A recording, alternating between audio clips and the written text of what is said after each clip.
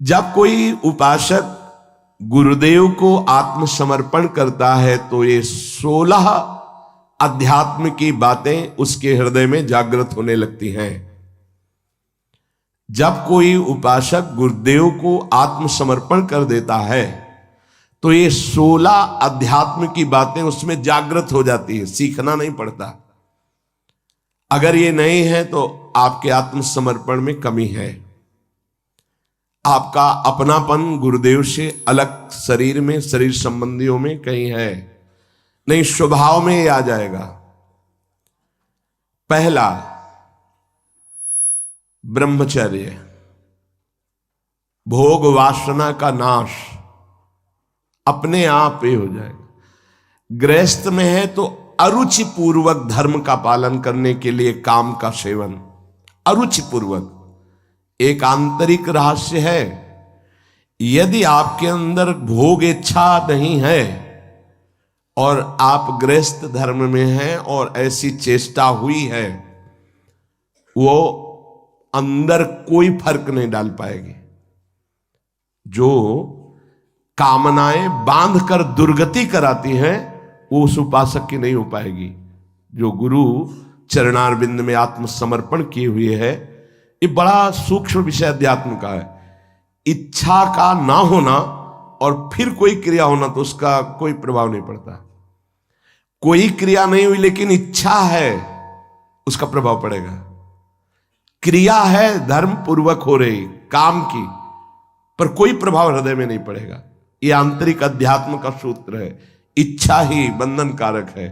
जो गुरुदेव का परब्रह्म भाव से आत्मसमर्पण करते हुए चलता है सतमार्ग में, तो पहला लक्षण जागृत होता है कि उसकी भोग वासना पर अंकुश हो जाता है।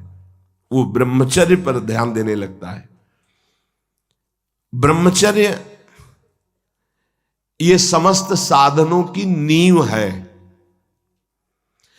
जिसका ब्रह्मचर्य ठीक नहीं, उसकी दिनचर्या तो एक जैसी बराबर चल ही नहीं सकती। पक्का 2-4 दिन की बात नहीं कहते।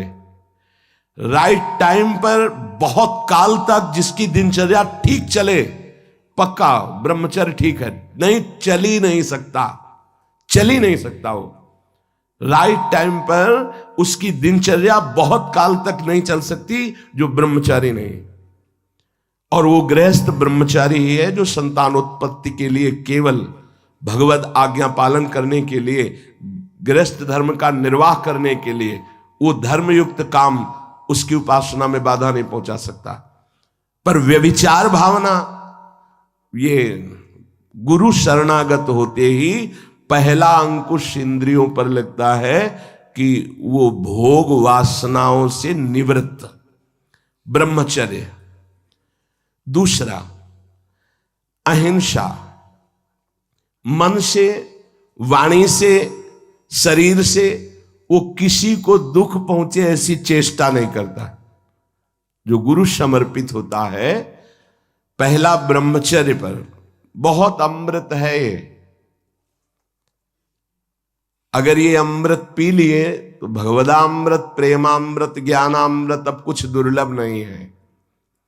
कोई भी हो, भगवद आश्रय लेकर, गुरु आश्रय लेकर इस अमृत का पान करो। बहुत कठिन है। खान पान, दृश्य, संग, बोलचाल, इनका बहुत प्रभाव पड़ता है आपके संयम पर। यदि आपका खान पान सही नहीं है, आपका देखना सही नहीं है, सुनना सही नहीं है, बोलना सही नहीं है, तो आपका ब्रह्मचर्य सही नहीं होगा। ब्रह्मचर्य को आप एक परम धन के रूप में देखिए तो आपके अंदर क्षोभ पैदा होने लगेगा।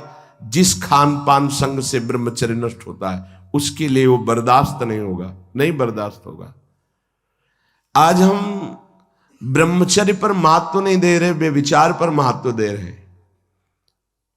किसी का संयोग ये ना हो, अगर आप ब्रह्मचर्य का महत्व नहीं दे रहे तो आप अपने हाथ से अपने आप को नष्ट करते रहेंगे। ये बहुत बड़ी वस्तु है, बहुत बड़ी वस्तु। बहुत जल्दी अध्यात्म में आपका प्रवेश हो जाएगा, बहुत आनंद प्राप्त हो जाएगा। हर रोग, हर प्रकृति के वार को सहने की सामर्थ्य ब्रह्मचारी में स्वयं जागृत हो जाती है। ब्रह्मचर्य का मतलब यह नहीं होता कि बहुत मोटा हो जाएगा, नहीं नहीं, ऐसा नहीं है। ब्रह्मचर्य अध्यात्म शक्ति को पुष्ट करती है। ब्रह्मचर्यहीनता में मोटा हो सकता है।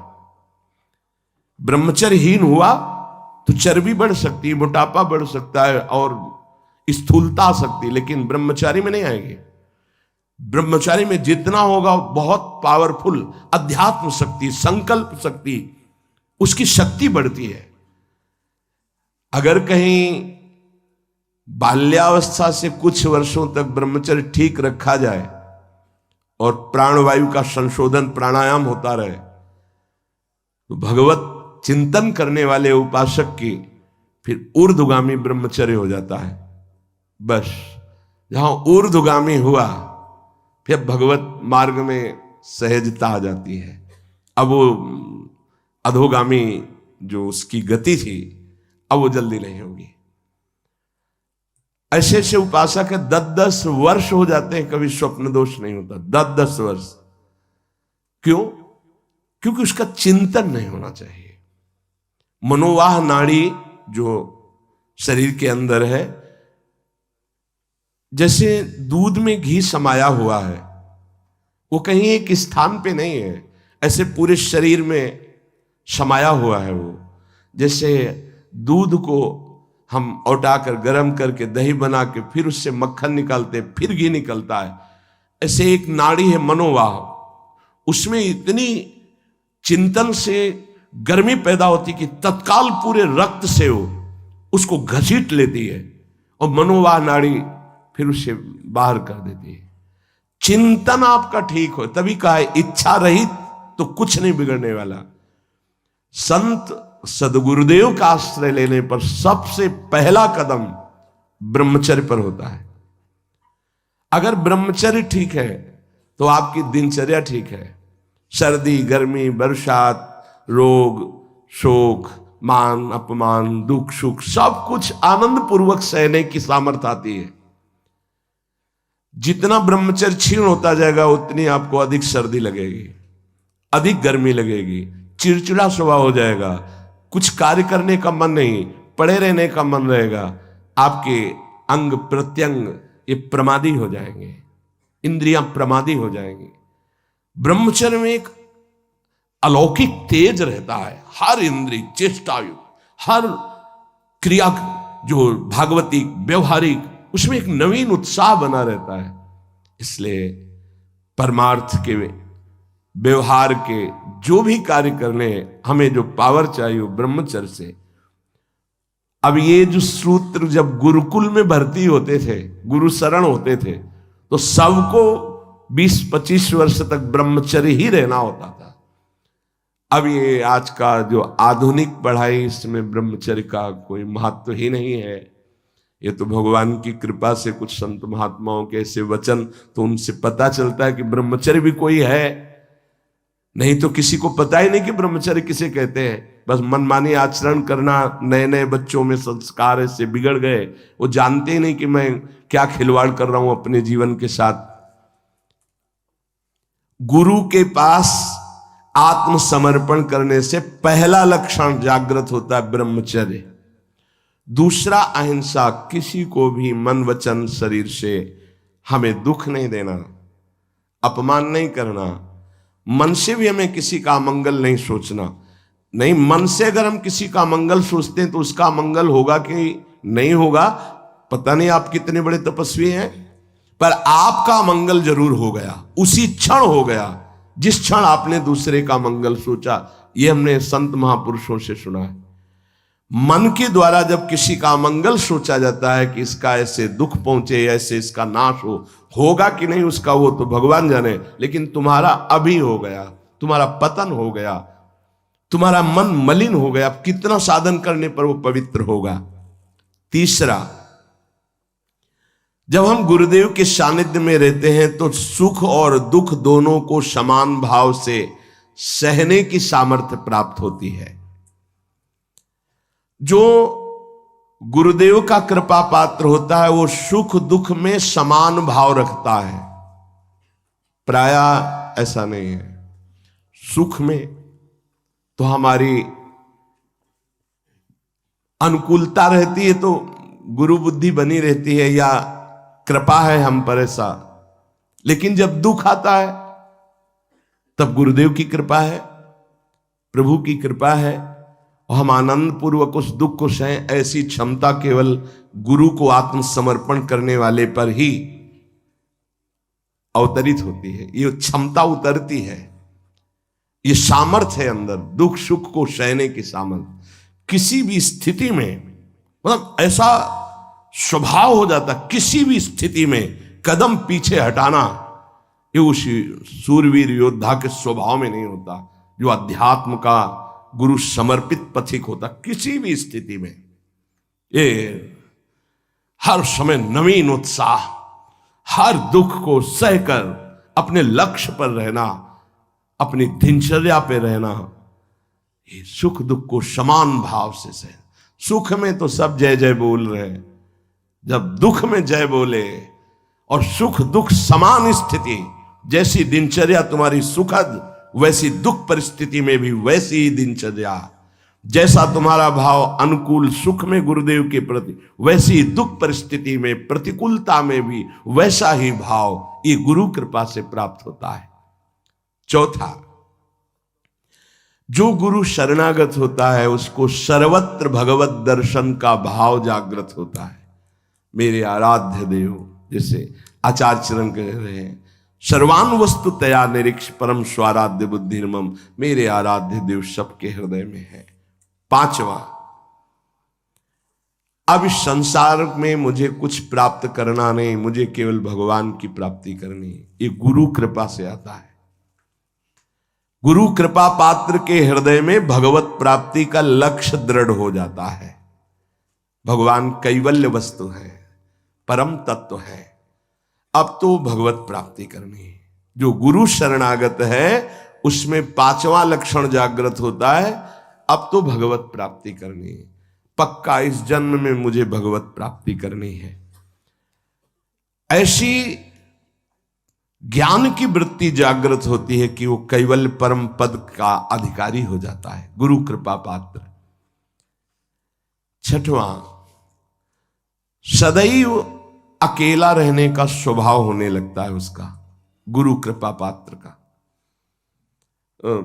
कोई पास नहीं हो, अगर पास भी है तो कोई मित्रता नहीं, कोई शत्रुता नहीं, न किसी भी तरह का लगाव है, न किसी भी तरह का द्वेष भाव है, शून्य।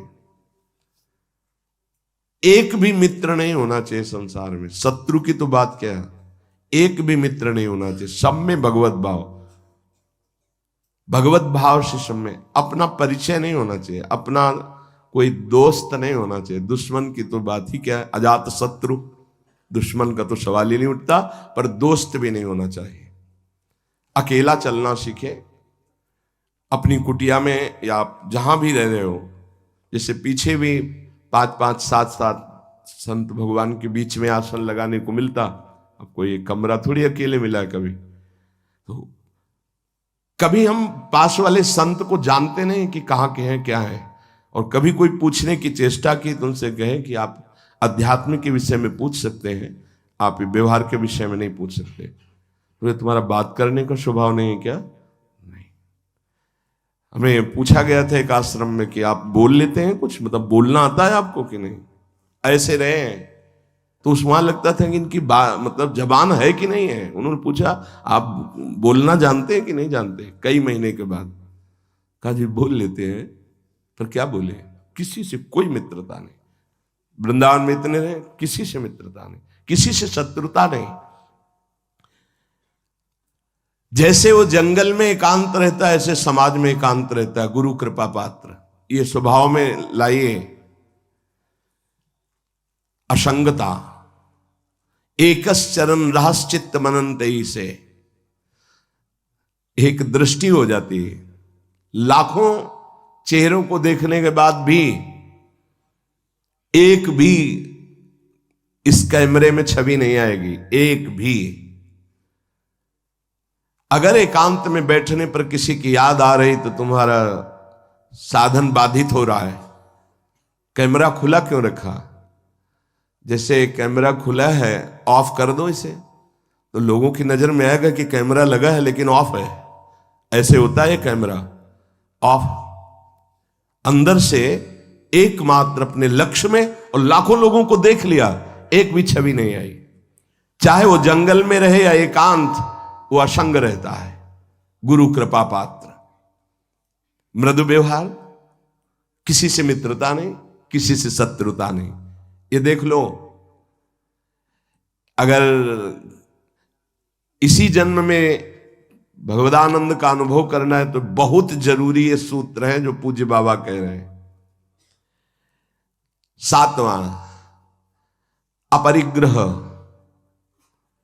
उसका संचय करने का स्वभाव नहीं है। संचय करने के स्वभाव से वो रहित हो जाता है। जब जो आवश्यकता होगी प्रभु दे देंगे, संचय क्या करना है। और आप दें या ना दें हमारी चिंता नहीं। वो कह रहे योगक्षेमम वाहम्य, हम वो खुद देखें। हमारे जीवन का लक्ष्य उनकी आज्ञा का पालन करना। अब इस जीवन का भार उनके ऊपर है। कोई कह सकता है गृहस्थी में ऐसा कैसे? गृहस्थी में जिसने कर दिया, महान संत चरित्र लिखे हुए हैं, पढ़ के देख लो। बेटी के यहां भात भरने जा रहे हैं तो ठाकुर जी भर रहे हैं। बेटे का ब्याह है तो ठाकुर जी चल रहे हैं साफा बांधे, कोई जान नहीं पा रहा कि ठाकुर जी है। भार आपको, हमारा कर्तव्य आपका चिंतन और आपकी आज्ञा का पालन। आप सब देखें बहुत अच्छे से संभाल लेते हैं, अखिल कोटि ब्रह्मांड नायक है। और विरक्त को एकदम आकाश छोड़ती। ये बहुत अमृतमयी वृत्ति है, माधुकरी वृत्ति से भी श्रेष्ठ आकाश वृत्ति। आप जो हमारे सामने भेजेंगे वही पाएंगे, अन्यथा नहीं। ऐसे भी नहीं। एक है माधुकरी वृत्ति और एक ये है आकाश वृत्ति। मतलब भगवत विधान से आएगा जो आएगा। जैसे अपने लोग सब हैं आकाश वृत्ति में है, अब प्रभु की इच्छा से है तो आज वो ऐसा पवा दे रहे हैं। उनकी इच्छा है आज ऐसा, और जब उनकी इच्छा ना हो तो सब बैठ करके चरणामृत लेके राधा नाम कीर्तन करें। उन्हीं की व्यवस्था से है, किसी से किसी का यहाँ ऐसा नहीं है कि अमुक के द्वारा नहीं। हमारे प्रियालाल से प्रेरित होकर कोई जैसे तो चल रहा है, हमारा किसी व्यक्ति से नहीं चल रहा, प्रियालाल से चल रहा। तो प्रियालाल जब जहां से जैसे आते हैं, जिस रूप में जो देते हैं उसी से व्यवस्था। आकाश वृत्ति तब मानी जाएगी आकाश वृत्ति जब किसी को संकेत भी न किया जाए कि ऐसा, थोड़ा संकेत भी नहीं। और इस बात के लिए बहुत कड़ाई से यहां है कि अगर कभी किसी को कोई संकेत करते मिल जाए तो ये समझ लेना कि वो हमारे सिद्धांत के विपरीत अपराध कर रहा है, और वो जरूर हमें सूचना दी जाए। संकेत भी नहीं कि आज आप संतों को भोजन करा दीजिए, संकेत भी नहीं। हाँ, कोई प्रार्थना करता है, ठीक भाई, आप जो दे देते हैं उसी से हम संतों को पवा देते हैं। अगर 1 रुपये आता है तो 1 रुपये में भी भंडारा हो जाएगा। 1 रुपये का नमक ले आओ, दाल में डाल दो, सब संतों को पवाने हो जाएगा। हमारा भगवत विधान से चले। आकाश वृत्ति बहुत अमृतमयी वृत्ति होती है, और बड़ी निश्चिंतता होती है इसमें, और बड़ी क्षमता होती है इसमें। कई दिन न मिलने पर भी कोई निराशा नहीं होती थी काशी में। अपरिग्रह, अपने लिए शरीर सुख के लिए संचय ना करें, ये वृत्ति आ जाती है। गृहस्थ में भी रहते हुए अपने लिए नहीं, ये परिवार है, अतिथि है, उनके लिए। अपने भोग वासना का गुरु कृपा पात्र के हृदय में स्थान नहीं रह जाता है। तभी कोई झगड़ा नहीं, कोई अशांति नहीं, हर स्थिति में शांत रहता है, मृदु स्वभाव रहता है। जो अहम लिए तो बहुत उसमें क्रूरता होती है, कठोरता होती है, बड़ी उसमें जलन होती। काहे को जलो, आनंद मगन रहो। अपरिग्रह। 8वां, परम संतोष उसके हृदय में जागृत हो जाता है। क्यों? क्योंकि उसको ये बोध हो जाता है कि अनंत ब्रह्मांडों का स्वामी प्रभु वो मेरा है, जिस समय जैसी परिस्थिति उसको संभालना बहुत अच्छी तरह। सच्ची कहते हैं आप केवल निश्चिंत होकर शरणागत रहें, बहुत अच्छे से व्यवहारों कराते हैं। हमें तो देख के आश्चर्य होता है।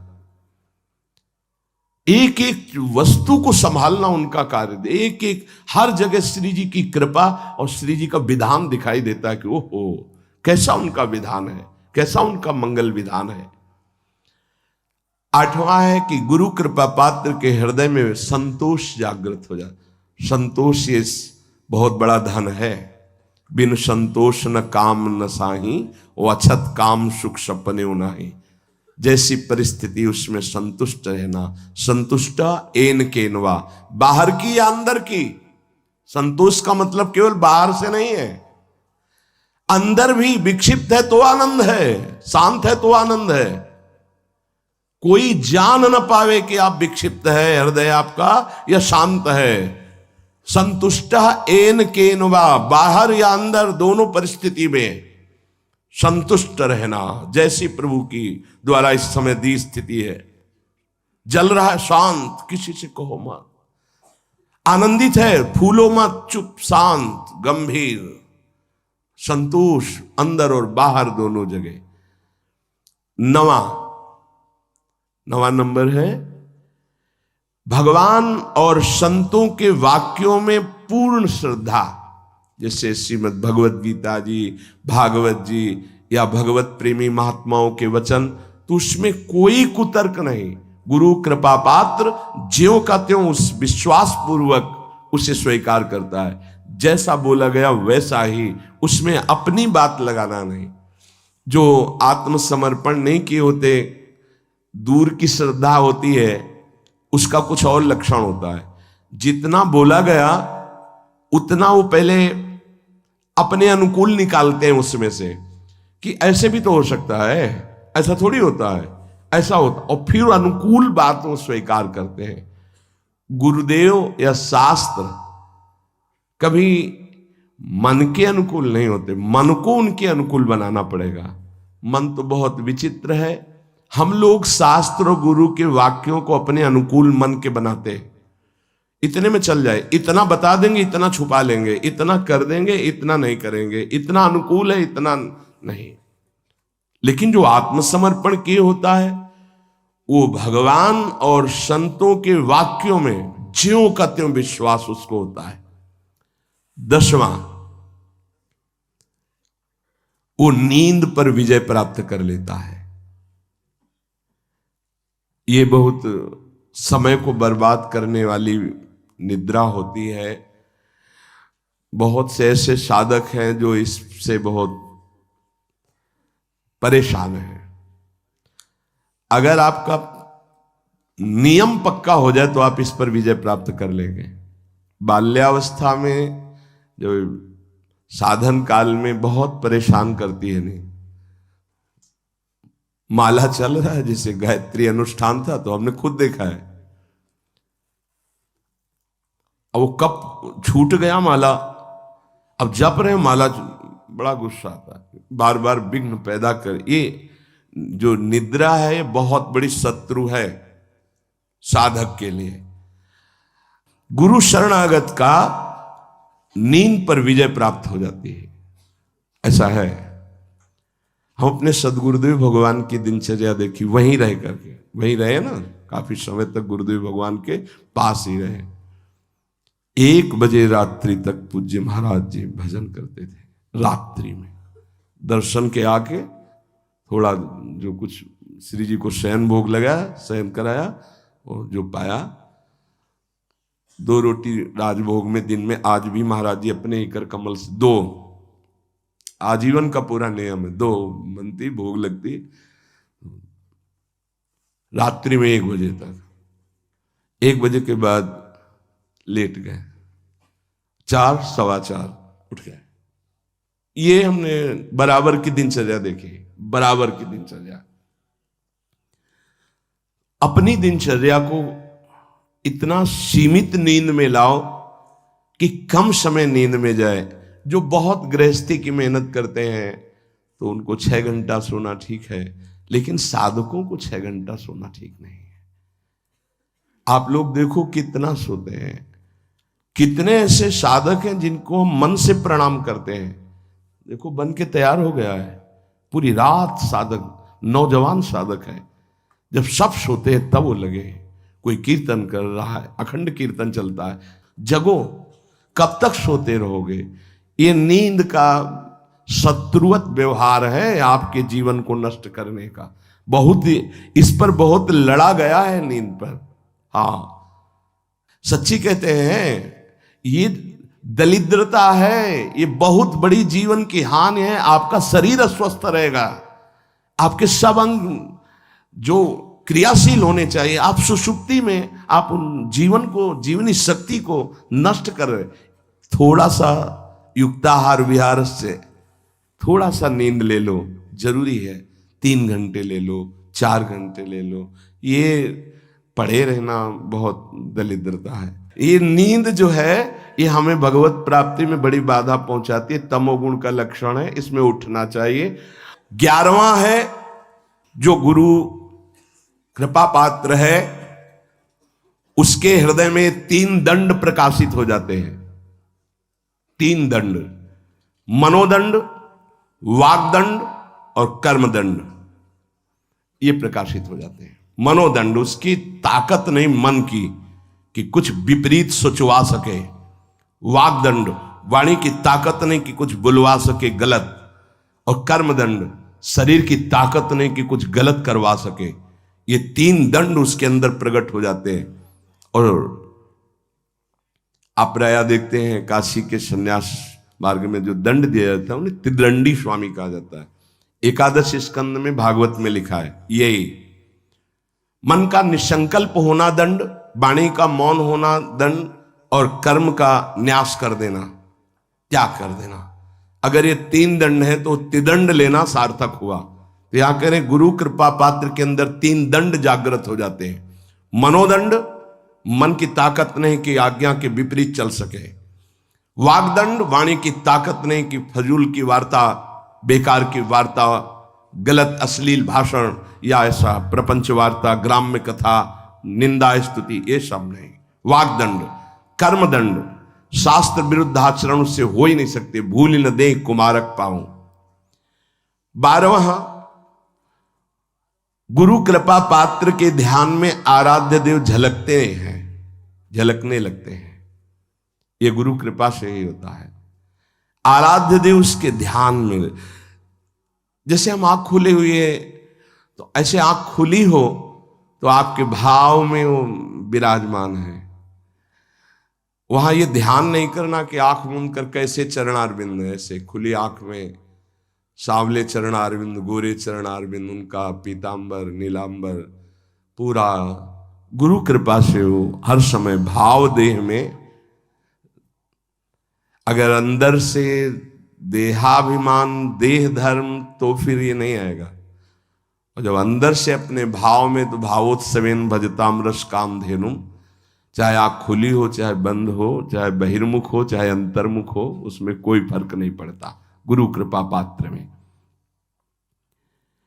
प्रभु का, आराध्य देव का, उनका ध्यान बसर वही रूप छके घूमत रहे, तन को तनिक न भान।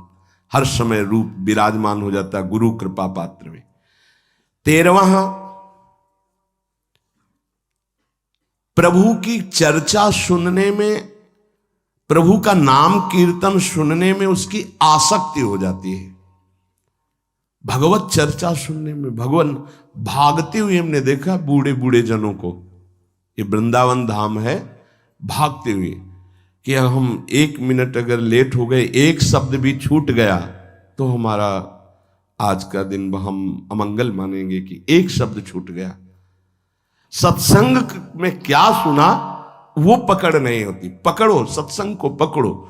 जो गुरु कृपा पात्र होता है उसकी श्रवणेन्द्री आसक्ति पूर्वक चर्चा सुनती है, सत्संग की, भगवत चर्चा, नाम कीर्तन। और 14, स्त्री, पुत्र, घर, संपत्ति, इन सब से उसका राग खत्म हो जाता है गुरु कृपा पात्र का। नरसिंह मेहता जी का जब पुत्र पधारा तो करताल लेकर नाच रहे हैं, श्रीवास जी के घर में जब पुत्र पधारा तो कीर्तन में उन्मत्त हो रहे हैं, क्योंकि मेरा नहीं प्रभु का था, इतने दिनों के लिए आया था, अब वो चला गया। उसका राग नहीं रहता। गुरु कृपा पात्र का स्त्री पुत्र ग्रह एवं संपत्ति पे राग नहीं रहता। तो जो विरक्त है उनका राग न शरीर में होना चाहिए और न किसी वस्तु स्थान पे होना चाहिए। सच्ची माने कहीं किंचन मात्र अपनापन नहीं होना चाहिए। बस श्री जी का इधर, श्री जी का इधर, कहीं भी अपनापन नहीं होना चाहिए। जहां अपनापन होगा वहीं आ जाओगे। अपनापन केवल लाडली लाल से हो और जैसे वो रखे उनका विधान। अपनापन अंदर वाला कहीं नहीं होना चाहिए। ये गुरु कृपा पात्र में ये अपनापन सुरक्षित आराध्य देव में लगता है। इसीलिए स्त्री पुत्र ग्रह संपत्ति मकान इनमें उनकी आसक्ति नहीं होती जो गुरु कृपा पात्र जन होते हैं। 15वां, भक्तों से कैसे प्रेम किया जाता है ये भाव आ जाता है। भक्तों से कैसे प्रेम किया जाता है? भगवान से भी बढ़कर जिनके अंदर भक्तों के प्रति भाव आ गया, धन्याति धन्य हो गए। भगवान स्वयं कह रहे मोते अधिक संत कर ले। ओहो, वास्तव मेरे भगवान के पार्षद प्रेमी जनों के दर्शन, अहो वास्तविक आनंद की प्राप्ति होती है। जब भगवत अनुरागी संतों का सानिध्य मिलता है तो दिन भर एक फूलन होती है। जिस दिन एकांतिक में कोई संत नहीं आता उस दिन हमारा मन निराश हो जाता है। प्रगट में ये आज अधूरा एकांतिक रहा, संत भगवान नहीं पधारे।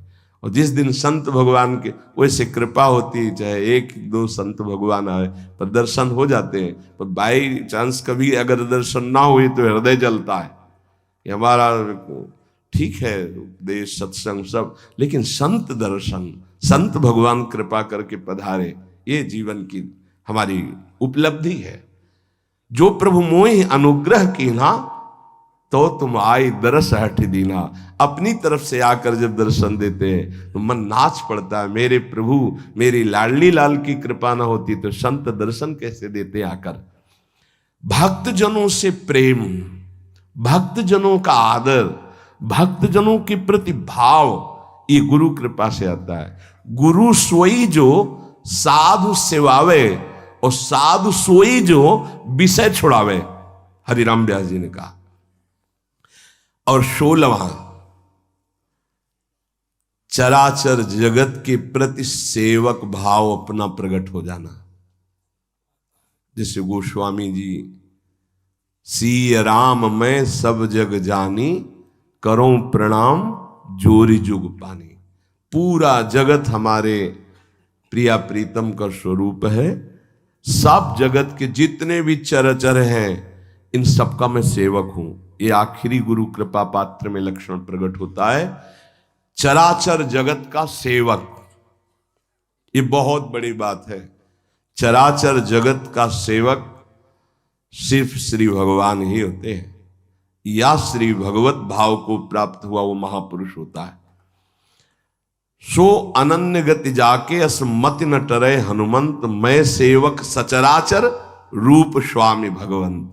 ये बहुत अंतिम विश्राम स्थिति। चराचर जगत मेरे आराध्य का रूप है और मैं सबका सेवक हूं। ये गुरु कृपा पात्र में आता है। नहीं तो सबका स्वामी बनने में सुख मन को है, सेवक बनने में नहीं है। वो वास्तविक परमानंद की बाढ़ सेवक बनने में ही आएगी। पर सेवक वही है जो सुख की चाह छोड़ दे।